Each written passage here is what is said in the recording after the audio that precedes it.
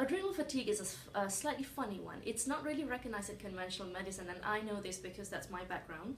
And so it's something that I personally faced, and which is why it's very close to my heart, because it felt very much that I was in a tunnel where I could not see the light. Very, very scary for someone who's always been extremely healthy, and for me, my pregnancies pushed me over.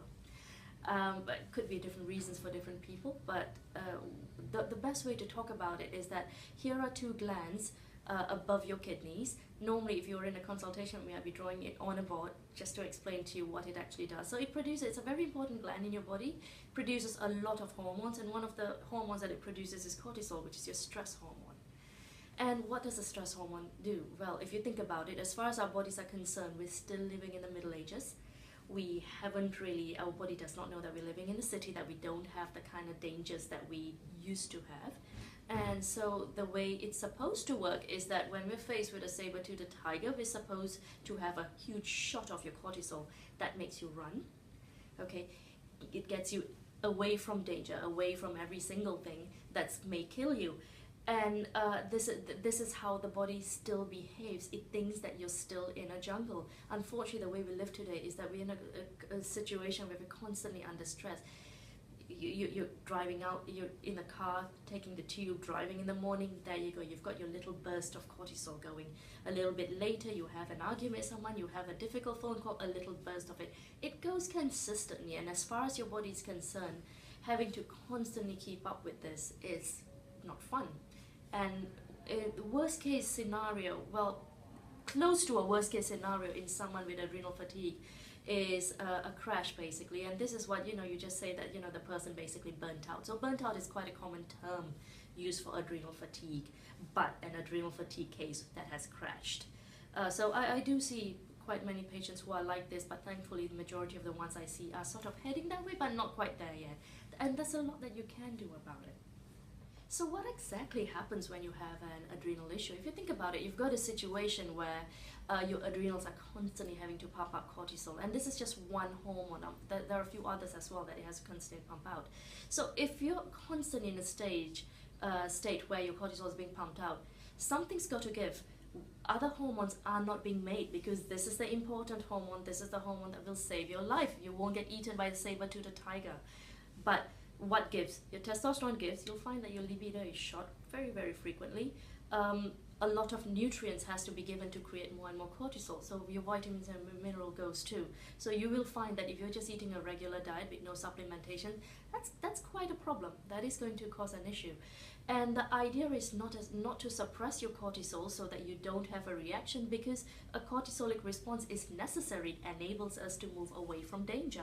We need it. The trick here is how to manage it, how to sustain, how to live where we currently live and survive with what we're currently doing while still maintaining it.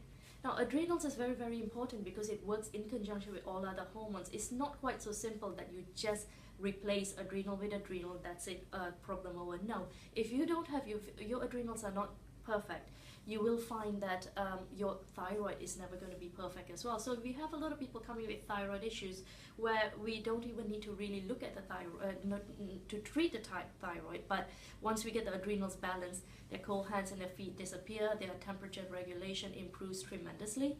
And that's just one system. A guy who's constantly stressed will find the libido quite short, and because it's on the same pathway, they all come from the same precursor hormones, same nutrients, and therefore they're all being shunted towards producing more and more cortisol. So it's a fairly complex thing. Adrenal fatigue is not quite so simple. Things that you can do at home for it is easier said than done. Rest. You need to take some time off, and for me personally, I've got a no internet Friday, Saturday, on Saturdays and Sunday rule. My weekends are for me to recover from a very stressful week because everyone needs it. So everyone will have their own coping mechanisms.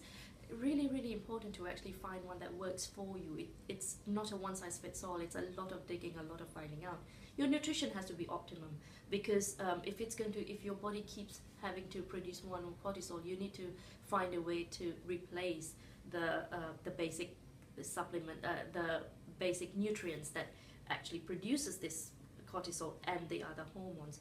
and then for quite a few people, hormonal supplementations helps as well. I mean, this is quite complex. I won't be able to talk about it now, but it's for precursor hormones that actually are on the same pathway. Replacing them actually enables you to achieve better hormonal balance, and with that you find that the same incident that could normally drive you over the wall right now, you'll be able to cope much better with it. So there's quite a few things that we can do with adrenal fatigue. The simplest of all is, you know, stress management to be able to decrease it. But living in the city, living in a place like London, it's difficult. It's not that easy, and that's one reason why a little bit of help in the right place from someone who actually knows what they're doing, enough information online as well, you will find that it is manageable. But the important thing is actually realizing that this is real, it is happening, and there are things that you can do